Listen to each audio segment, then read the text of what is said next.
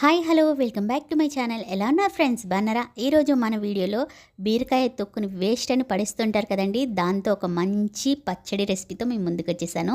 ఇదైతే వేడన్నంలోకి చాలా బాగుంటుందండి, ఒకసారి ట్రై చేసి చూడండి ఫ్రెండ్స్. అంతకంటే ముందు మన ఛానల్లో ఎవరైనా ఫస్ట్ టైం చూస్తుంటే సబ్స్క్రైబ్ చేయండి, బెల్ ఐకాన్ని క్లిక్ చేయండి, అలానే ఒక లైక్ ఇవ్వండి ఫ్రెండ్స్. మరి ఇంకెందుకు ఆలస్యం, వీడియోలోకి వెళ్ళిపోదామా? ముందుగా ఈ బీరకాయ తొక్కు పచ్చడి కోసం బీరకాయ తొక్కుని తీసుకోవాలండి. నీట్గా బీరకాయని కడిగిన తర్వాత ఈ తొక్కు అన్నది తీసుకోవాలి. దీన్ని పక్కకు పెట్టి ఇప్పుడు స్టవ్ పైన ప్యాన్ పెట్టుకోవాలండి. ప్యాన్ వేడైన తర్వాత 1 టేబుల్ స్పూన్ నూనె వేసుకోవాలి. ఇప్పుడు 1 టేబుల్ స్పూన్ ధనియాలు, ఒక పావు టేబుల్ స్పూన్ జీలకర్ర, అలానే కారానికి తగ్గట్టు ఎండుమిరపకాయలు. దీంట్లో ఎండుమిరపకాయలు పచ్చిమిరపకాయలు రెండు వాడుతున్నాము కాబట్టి కారానికి తగ్గట్టు మీరు వేసుకోండి. ఎండుమిరపకాయలు వేసిన తర్వాత 1 టేబుల్ స్పూన్ శనగపప్పు, అలానే పచ్చిమిర్చి. వీటిని బాగా గోల్డెన్ బ్రౌన్ కలర్ వచ్చేంత వరకు వేయించుకోవాలండి. స్టవ్ ఫ్లేమ్ అన్నది మీడియంలో పెట్టుకొని వేయించుకోవాలి. చూసారు కదా, రంగు అయితే మారింది. దీన్ని ఇప్పుడు మిక్సీ జార్లోకి వేసుకోవాలండి. ఇది పూర్తిగా చల్లగా అయ్యేంత వరకు కాసేపు పక్కకు పెట్టుకోవాలి. ఇప్పుడు ఇదే ప్యాన్లోకి ఇంకాస్త నూనె అన్నది వేసుకోవాలి. ఆల్రెడీ ప్యాన్ అన్నది వేడిగా ఉంటుంది కాబట్టి నూనె వేసిన వెంటనే మనము బీరకాయ తొక్కుల్ని రెడీ చేసి పెట్టుకున్నాం కదా, దాన్ని వేసుకోవాలండి. ఈ బీరకాయ తొక్కుల్ని ఒక 2 నిమిషాల పాటు బాగా ఫ్రై చేసుకోవాలండి. ఇది అయితే పచ్చివాసన పోయేంత వరకు ఫ్రై చేసుకోవాలి. తర్వాత సన్నగా కట్ చేసుకున్న ఒక టమోటా, కొంచెం చింతపండు, అలానే ఒక పావు టేబుల్ స్పూన్ పసుపును వేసుకొని వీటన్నిటిని బాగా ఫ్రై చేసుకోవాలండి. టమోటాలు అన్నది బాగా నలిగిపోవాలి, అంతవరకు మనం ఫ్రై చేసుకుంటే సరిపోతుంది. చూసారు కదా, టమోటాలు కూడా వేగిపోయాయండి. ఇలా వేగితే సరిపోతుంది. పచ్చడిలో కొత్తిమీర కరివేపాకు ఫ్లేవర్ చాలా బాగుంటుందండి, అస్సలు మిస్ చేయకండి.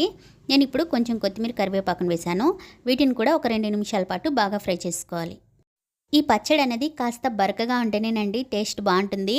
మనం ముందుగా వేయించుకున్నాం కదా ధనియాలు, జీలకర్ర, ఎండుమిరపకాయలు, అది పూర్తిగా చల్లగా ఉంటుంది. దీన్ని మిక్సీ పట్టుకోవాలి.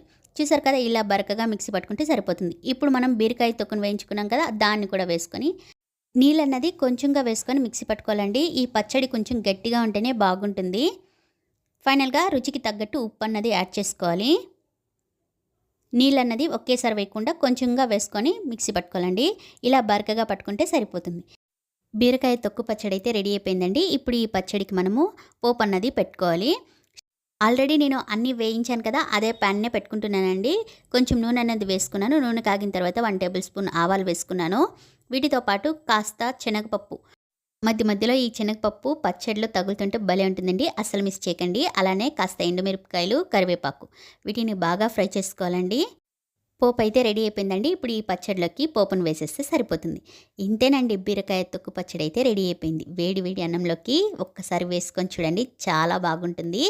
మరి ఈ వీడియో ఎలా అనిపించిందండి? నచ్చిందా? ట్రై చేస్తారా? మీకు ఎలా కుదిరిందో కామెంట్ సెక్షన్లో కామెంట్ చేయండి.